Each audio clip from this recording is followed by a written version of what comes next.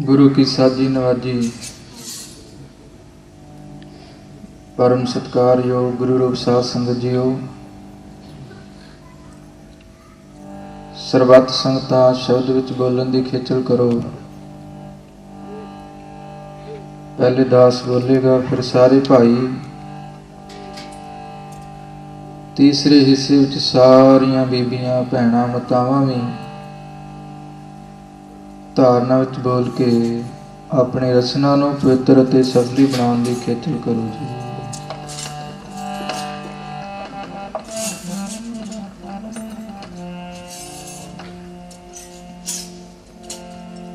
सतनाम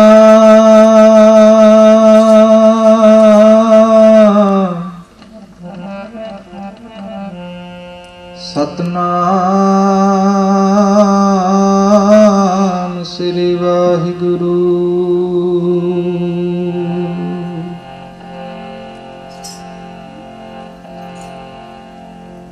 नाहों दती सती नहीं पड़िया,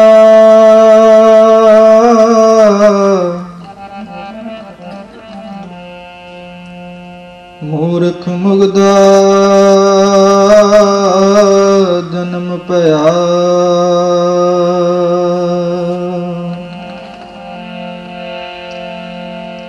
प्रणवत नानक तिन की सरना,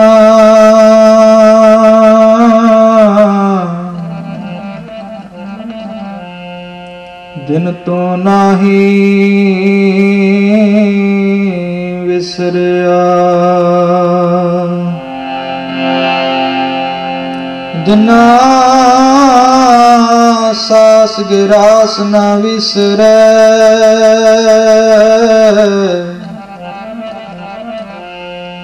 हर नामा मन मंत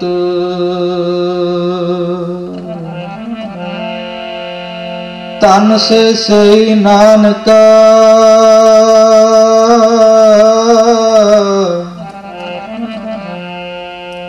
पूरन सोई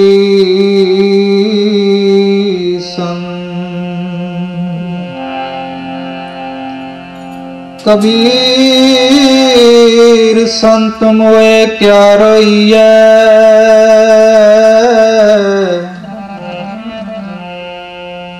जो अपने ग्रह जाए,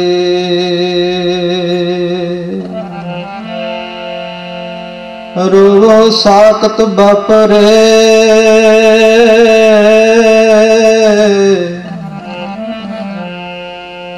जो हाट हाट बिकाए,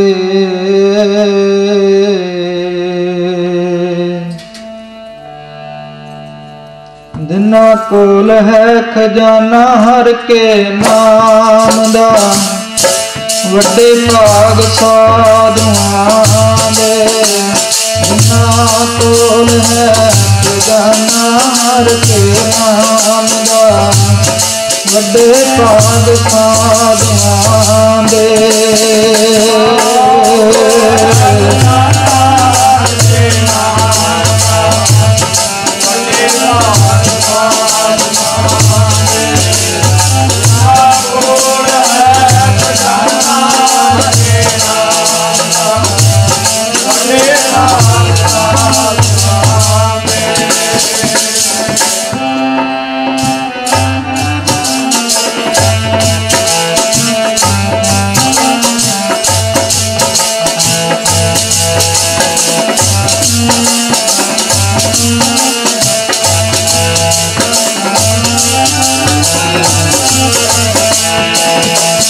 जिन्ना कोल है खजाना हर के नाम दा। खजाना हर के नाम दा। वड्डे भाग साधुआं दे, जिन्ना कोल है खजाना हर के नाम दा। वड्डे भाग साधुआं दे।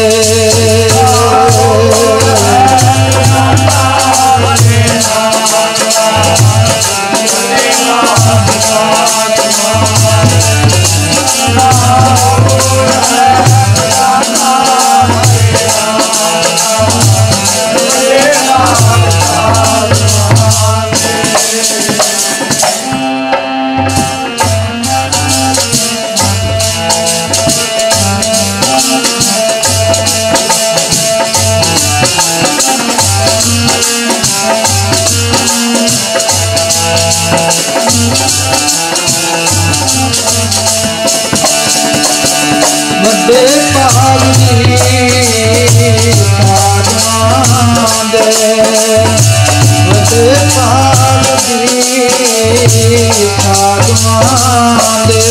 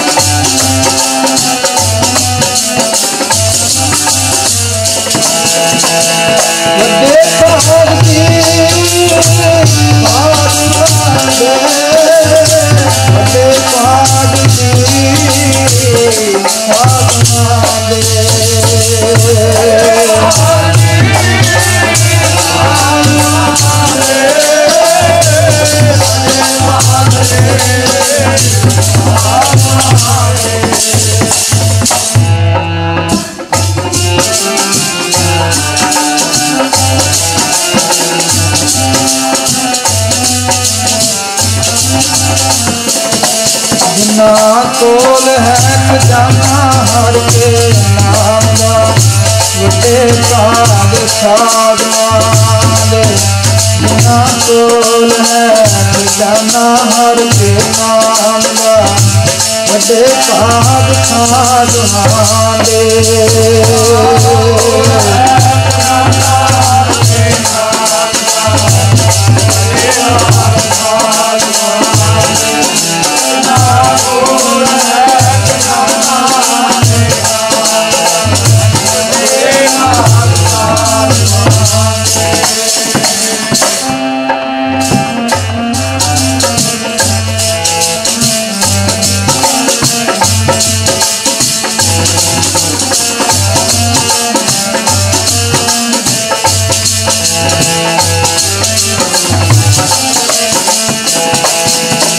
भाग बड़े हर संत तुम्हारे, जिन कार धन हर नाम।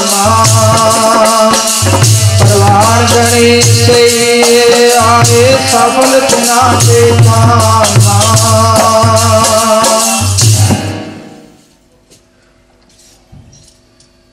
गुरु की साजी नवाजी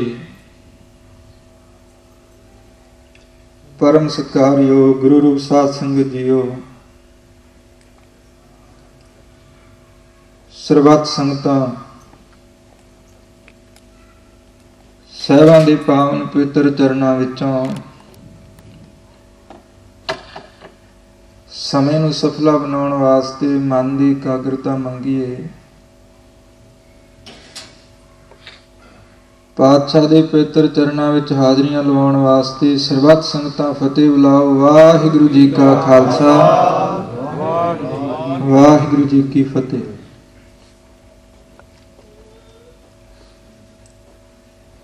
ਸੰਤ ਬਾਬਾ ਵਰਿਆਮ ਸਿੰਘ ਜੀ, ਉਹਨਾਂ ਦੀ ਮਿੱਠੀ ਪਿਆਰੀ ਯਾਦ ਨੂੰ ਸਮਰਪਿਤ ਅੱਜ ਦਾ ਸਮਾਗਮ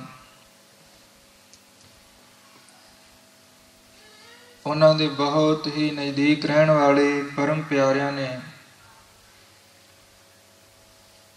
ਸਤਿਗੁਰੂ ਜੀ ਦੀ ਬਖਸ਼ਿਸ਼, ਸਤਿਗੁਰੂ ਜੀ ਦੀ ਕਿਰਪਾ ਦੇ ਨਾਲ ਮਨਾਉਣ ਦਾ ਪੁਰਸ਼ਾਰਥ ਕੀਤਾ ਹੈ।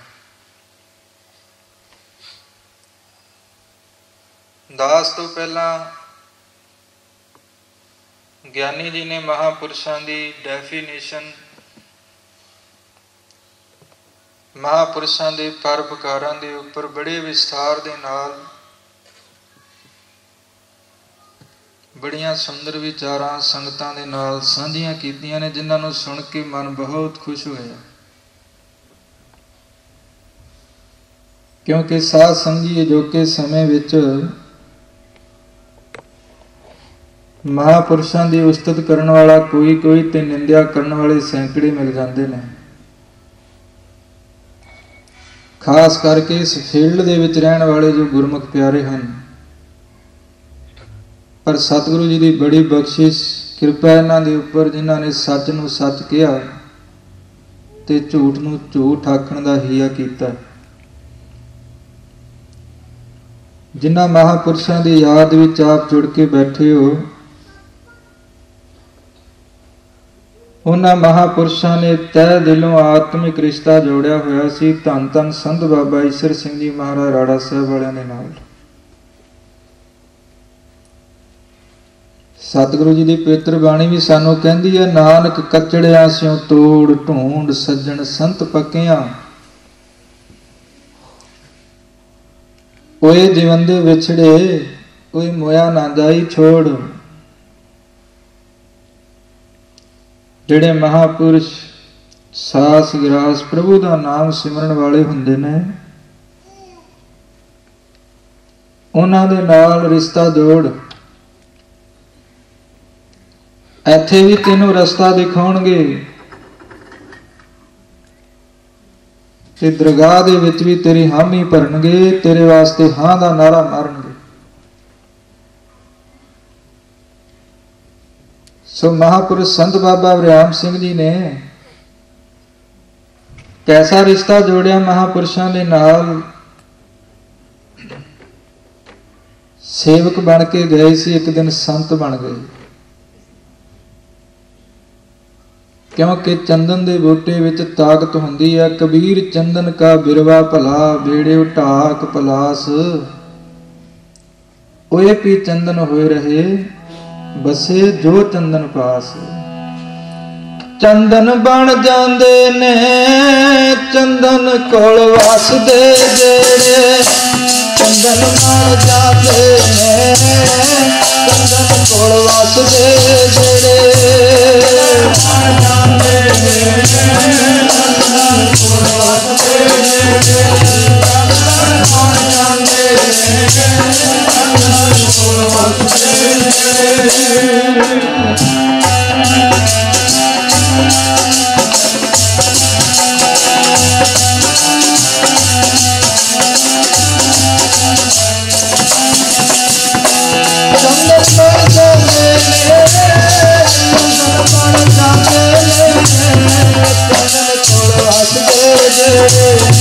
ਚੰਦਨ ਬਣ ਜਾਂਦੇ ਨੇ ਚੰਦਨ ਕੋਲ ਵਸਦੇ ਜਿਹੜੇ, ਬਣ ਜਾਂਦੇ ਨੇ ਚੰਦਨ ਕੋਲ ਵਸਦੇ ਜਿਹੜੇ, ਚੰਦਨ ਬਣ ਜਾਂਦੇ ਨੇ ਚੰਦਨ ਕੋਲ ਵਸਦੇ ਜਿਹੜੇ।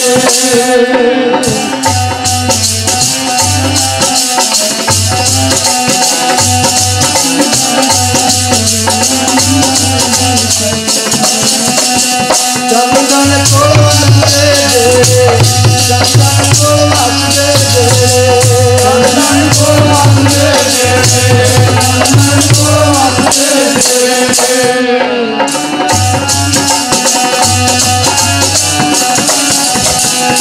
ਚੰਦਨ ਕੋਲ ਵਸਦੇ ਜਿਹੜੇ, ਚੰਦਨ ਕੋਲ ਵਸਦੇ ਜਿਹੜੇ, ਚੰਦਨ ਕੋਲ ਵਸਦੇ ਜਿਹੜੇ, ਚੰਦਨ ਕੋਲ ਵਸਦੇ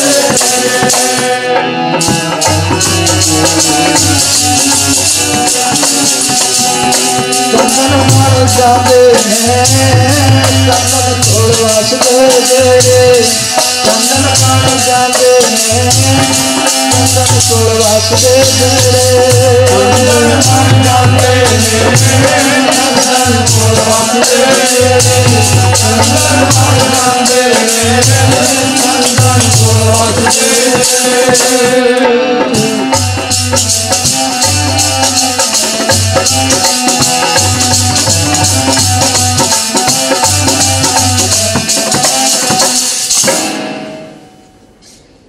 ਓਏ ਪੀ ਚੰਦਨ ਹੋਏ ਰਹੇ, ਬਸੈ ਜੋ ਚੰਦਨ ਪਾਸ। ਹੁਣ ਕਈ ਵਾਰੀ ਵਿਚਾਰ ਆਉਂਦੀ ਆ ਮਨ ਵਿੱਚ ਵਸਦੇ ਤਾਂ ਆਪਾਂ ਵੀ ਪਾਸ ਹੀ ਆ। ਪਿਆਰਿਓ, ਆਪਾਂ ਸਰੀਰ ਕਰਕੇ ਪਾਸ ਵਸਨੇ ਆ, ਪਰ ਮਹਾਂਪੁਰਸ਼ ਮਨ ਕਰਕੇ ਪਾਸ ਵਸਦੇ ਨੇ ਹਮੇਸ਼ਾ ਹੀ। ਮਨ ਕਰਕੇ ਗੁਰੂ ਦੇ ਪਾਸ ਵਸਣਾ ਹੀ ਪਾਸ ਵਸਣਾ। ਸੋ ਮਹਾਂਪੁਰਸ਼ਾਂ ਦੇ ਚਰਨਾਂ ਵਿੱਚ ਰਹਿ ਕੇ ਸੇਵਾ ਸਿਮਰਨ, ਉਹਨਾਂ ਦੇ ਬਚਨਾਂ ਦੀ ਪਾਲਣਾ ਕੀਤੀ, ਗ੍ਰਸਤ ਵੀ ਨਿਭਾਇਆ। ਗੁਰੂ ਨਾਨਕ ਦੇ ਘਰ ਦੀ ਸਭ ਤੋਂ ਵੱਡੀ ਸੇਵਾ ਗੁਰੂ ਸ਼ਬਦ ਦੇ ਪ੍ਰਚਾਰ ਦਾ ਲੰਗਰ ਲਾਇਆ ਮਹਾਂਪੁਰਸ਼ਾਂ ਨੇ। ਕਿਸੇ ਇੱਕ ਪ੍ਰਾਣੀ ਨੂੰ ਨਾ ਟੁੱਟੇ ਹੋਏ ਨੂੰ ਗੁਰੂ ਚਰਨਾਂ ਦੇ ਨਾਲ ਜੋੜ ਦਈਏ ਤਾਂ ਸਾਡਾ ਆਉਣਾ ਸਫਲ ਹੋ ਜਾਏ। ਮਹਾਂਪੁਰਸ਼ਾਂ ਨੇ ਇੰਨਾ ਪ੍ਰਚਾਰ ਕੀਤਾ ਸਿੱਖੀ ਦਾ, ਪੌਣੇ 5 ਲੱਖ ਦੇ ਕਰੀਬ ਪ੍ਰਾਣੀਆਂ ਨੂੰ ਖੰਡੇ ਵਾਟੇ ਦਾ ਅੰਮ੍ਰਿਤ ਛਕਾਇਆ ਸੀ ਉਹਨਾਂ ਨੇ। ਪ੍ਰਚਾਰ ਕਰਕੇ ਗੁਰੂ ਨਾਨਕ ਸਾਹਿਬ ਜੀ ਮਹਾਰਾਜ ਜੀ ਦੇ ਨਾਲ ਗੁਰੂ ਗ੍ਰੰਥ ਸਾਹਿਬ ਜੀ ਮਹਾਰਾਜ ਜੀ ਦੇ ਪਾਵਨ ਪਵਿੱਤਰ ਚਰਨਾਂ ਦੇ ਨਾਲ ਜੋੜਿਆ ਸੰਗਤਾਂ ਨੂੰ।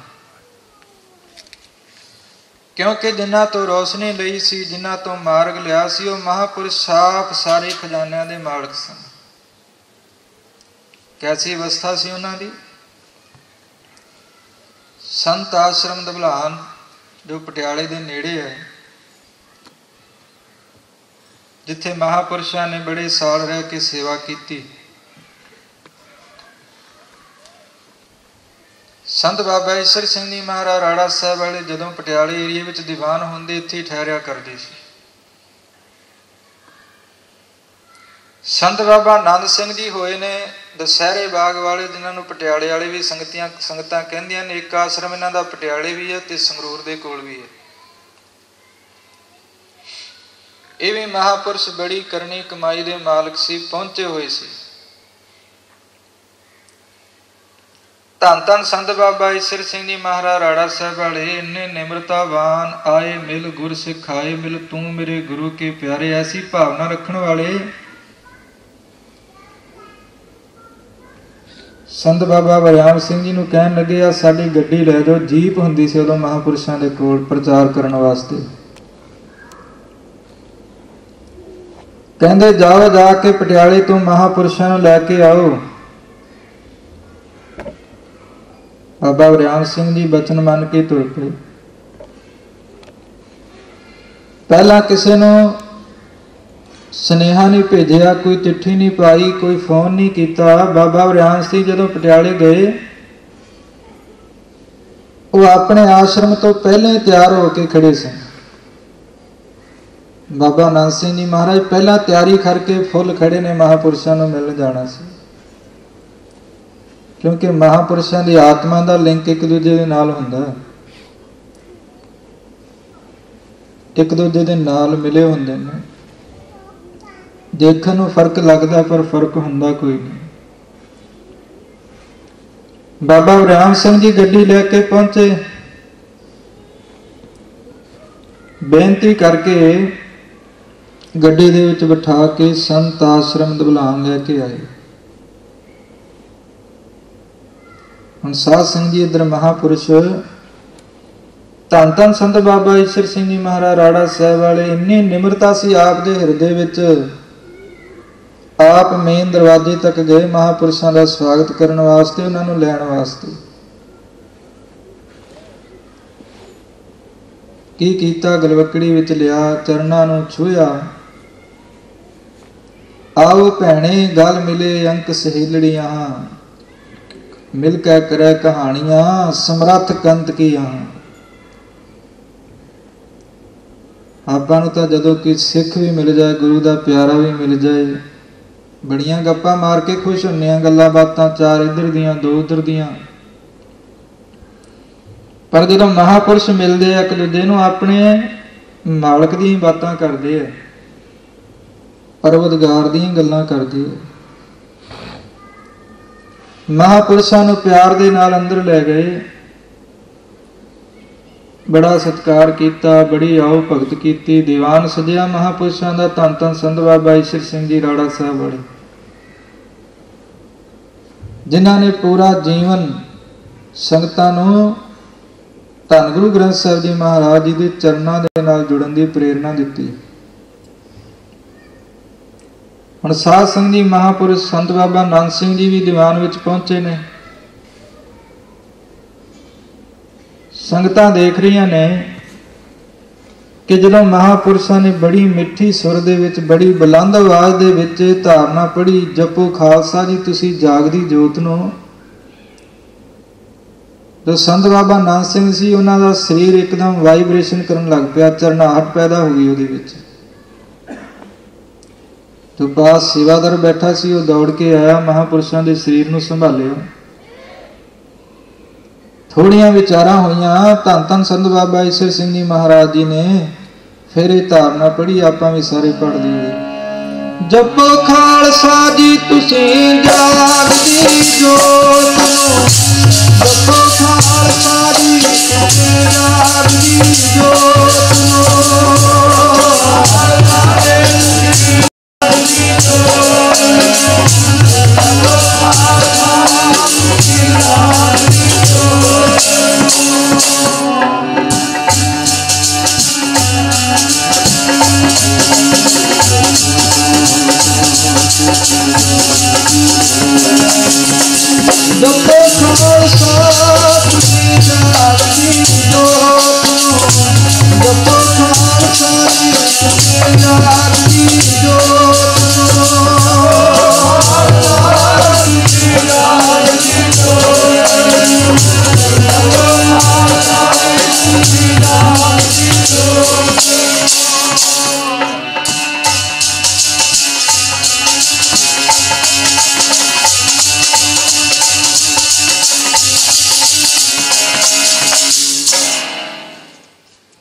जागत जोत जपै निसबासुर, एक बिना मन नैक न आनै। पूर्ण प्रेम प्रतीत सजै, बरत गोर मड़ी मट भूल न मन। तीर्थ दान दया तप संजम, एक बिना न एक पछानै। पूर्ण जोत जगह घट मैं, तब खालस ताहे निखालस जानै। दोबारा महापुरुषों ने धारणा लाई। फिर संत बाबा नानक सिंह जी महाराज जी स्टेज तो नीचे गिरन वाले हो गए, सेवादार ने जाके संभाले।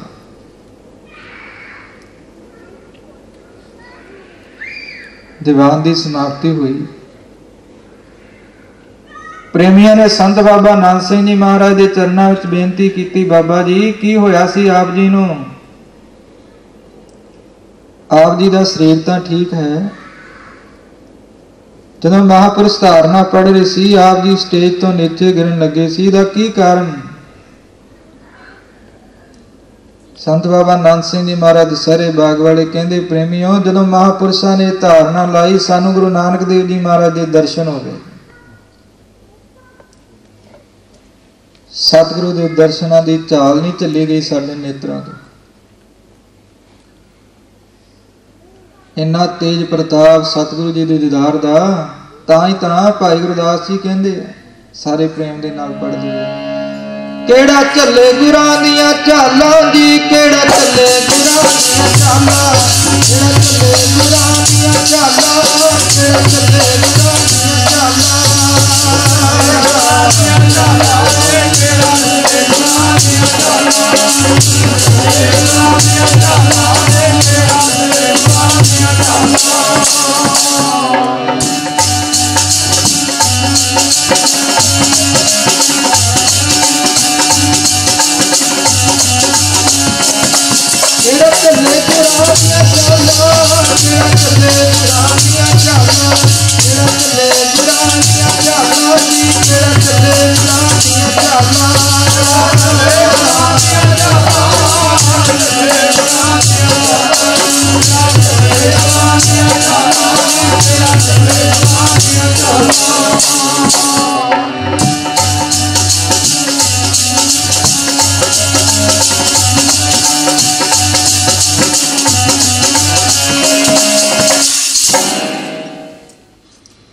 गुरुमुख प्यारिओ, सतगुरु के प्रत्यक्ष दर्शन हो गए।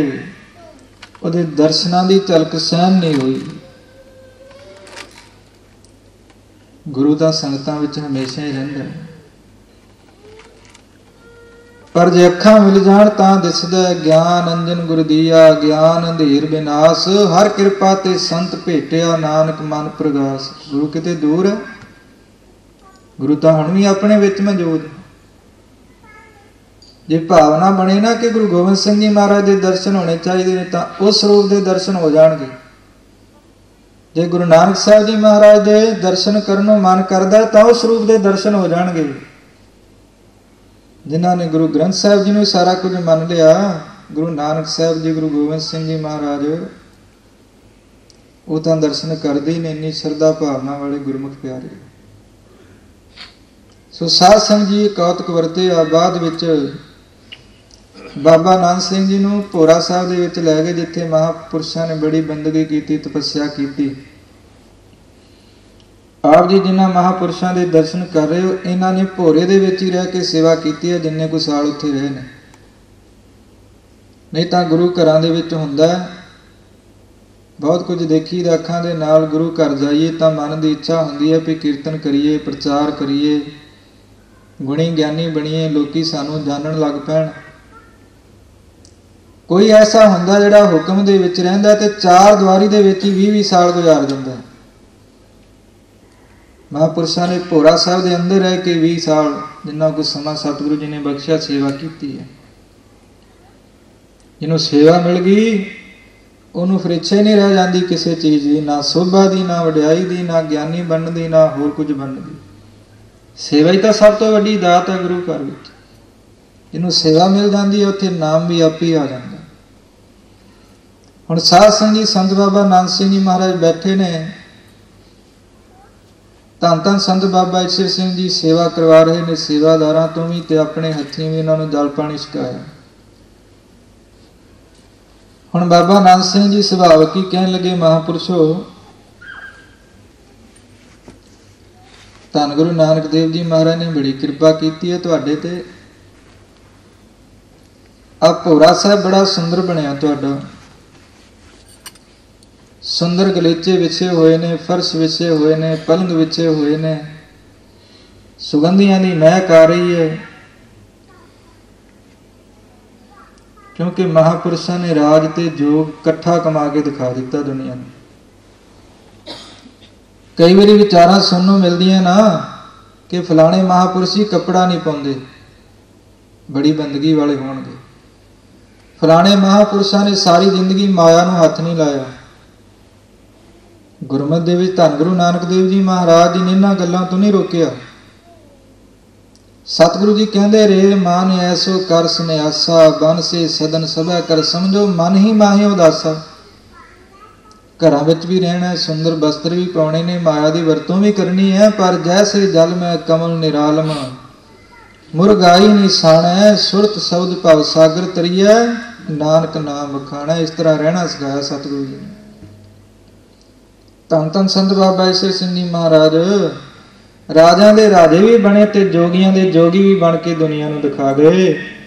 ਕਿਉਂਕਿ ਉਹਨਾਂ ਨੇ ਜੋਗੀਆਂ ਵਾਲਾ ਜੋ ਮਾਰਗ ਸੀ ਉਹ ਛੱਡਿਆ ਨਹੀਂ। ਸਤਿਗੁਰੂ ਜੀ ਵੀ ਸਾਨੂੰ ਇਹ ਸਿਖਾਉਂਦੇ ਨੇ, ਰਾਜ ਲੀਲਾ ਤੇਰੇ ਨਾਮ ਬਣਾਈ, ਰਾਜ ਲੀਲਾ ਤੇਰੇ ਨਾਮ ਬਣਾਈ, ਰਾਜ ਲੀਲਾ ਤੇਰੇ ਨਾਮ ਬਣਾਈ, ਰਾਜ ਲੀਲਾ ਤੇਰੇ ਨਾਮ ਬਣਾਈ।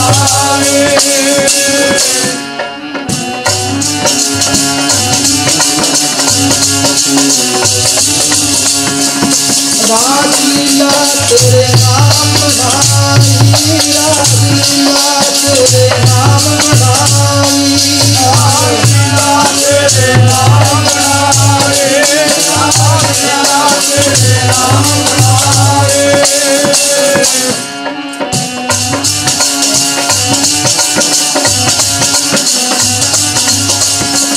ਜੋਗ ਪੜਿਆ ਤੇਰਾ ਕੀਰਤਨ ਗਾਈ, ਜੋਗ ਪੜਿਆ ਤੇਰਾ ਕੀਰਤਨ ਗਾਈ, ਜੋਗ ਪੜਿਆ ਤੇਰਾ ਕੀਰਤਨ ਗਾਈ, ਜੋਗ ਪੜਿਆ ਤੇਰਾ ਕੀਰਤਨ ਗਾਈ।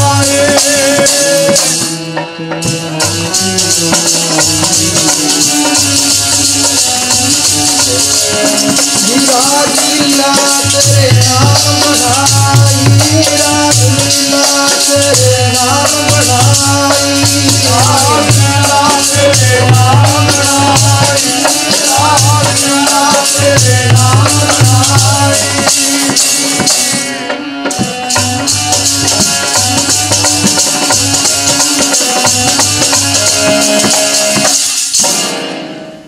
राज लीला तेरे नाम बनाई, जोग बनया तेरा कीर्तन गाई। ਜਿਹੜਾ ਕੀਰਤਨ ਗਾਉਂਦਾ ਰਹਿੰਦਾ, ਸਤਿਗੁਰੂ ਜੀ ਕਹਿੰਦੇ ਜੋਗੀ ਬਣਿਆ ਰਹਿੰਦਾ। ਜੋਗ ਨਾਮ ਹੈ ਜੁੜਨ ਦਾ, ਜੁੜੇ ਰਹਿਣ ਦਾ ਨਾਮ ਜੋਗ ਹੈ। ਜੋਗ ਨਾ ਕਿੰਤਾ, ਜੋਗ ਨਾ ਡੰਡਾ, ਜੋਗ ਨਾ ਮੂੰਡ ਮੰਡਾਈਏ। ਸਤਿਗੁਰੂ ਜੀ ਕਹਿੰਦੇ ਐਸੇ ਚਿੰਨ ਬਣਾਉਣ ਦੇ ਨਾਲ ਜੋਗੀ ਨਹੀਂ ਬਣਿਆ ਜਾਂਦਾ। ਅੰਜਨ ਮਾਹਿ ਨਿਰੰਜਨ ਰਹੀਆ, ਜੋਗ ਜੁਗਤ ਇਵ ਪਾਈ। ਰਾਜ ਮੈਂ ਰਾਜ, जोग मैं जोगी, तप मैं तपीसर, गृहस्थ मैं भोगी। सिख नूं राजा भी बनाया ते जोगी भी बनाया। संत बाबा ईसर सिंह जी नूं बाबा नानक सिंह जी कहंदे काल पुरख वाहिगुरू ने तुहानूं राजियां वालियां सहूलतां दित्तियां ने। इन्ना सुंदर भोरा, भांत भांत दीयां सुगंधियां दी महक आ रही है। सेवादार हत्थ बन के खड़े ने। अरदास दी इन्नी उम्र हो गई, ਇਹਨੇ ਤਾਂ ਖੁੱਲੇ ਸਮਾਨ ਦੀ ਛੱਤ ਹੇਠਾਂ ਦਿਨ ਗੁਜ਼ਾਰੇ ਨੇ। ਹੁਣ ਮੇਰਾ ਜੀ ਕਰਦਾ ਕਿ 4 ਕੁ ਦਿਨ ਮੈਂ ਵੀ ਇੱਥੇ ਰਹਿ ਕੇ ਦੇਖ ਲਾਂ। ਤੁਸੀਂ ਏਦਾਂ ਕਰੋ, ਆ ਭੋਰੇ ਦੀਆਂ ਚਾਬੀਆਂ ਮੈਨੂੰ ਦੇ ਦਿਓ ਤੇ ਤੁਸੀਂ ਚਲੇ ਜਾਓ ਇੱਥੋਂ। ਕਸਵੱਟੀ ਲਾਉਂਦੇ ਹੁੰਦੇ ਨੇ ਮਹਾਂਪੁਰਸ਼, ਉਮਰ ਵਿੱਚ ਵੱਡੇ ਸੀ ਨਾ, ਤਕਰੀਬਨ 150 ਸਾਲ ਦੀ ਉਮਰ ਹੋਈ ਹੈ ਬਾਬਾ ਨਾਨਕ ਸਿੰਘ ਜੀ ਦੀ, ਦੁਸਹਿਰੇ ਬਾਗ ਵਾਲਿਆਂ ਦੀ। फिर अगों पूरे सी, पहला ही कसवटियां झलियां हुई सन। संत बाबा अतर सिंह जी महाराज के चरणों में रह के जिहड़ा पूरा हुंदा ना, कसवटी दे विच पास हो जाता। कबीर कसौटी राम की, झूठा टिका ना कोई, राम कसौटी सोस है जो मर जीवा होए। जदों लगदी है राम दी कसौटी, पास से मारे जीवरे। जदों लगदी है राम दी कसौटी, पास से मारे जीवरे। राम दी कसौटी, पास से मारे जीवरे।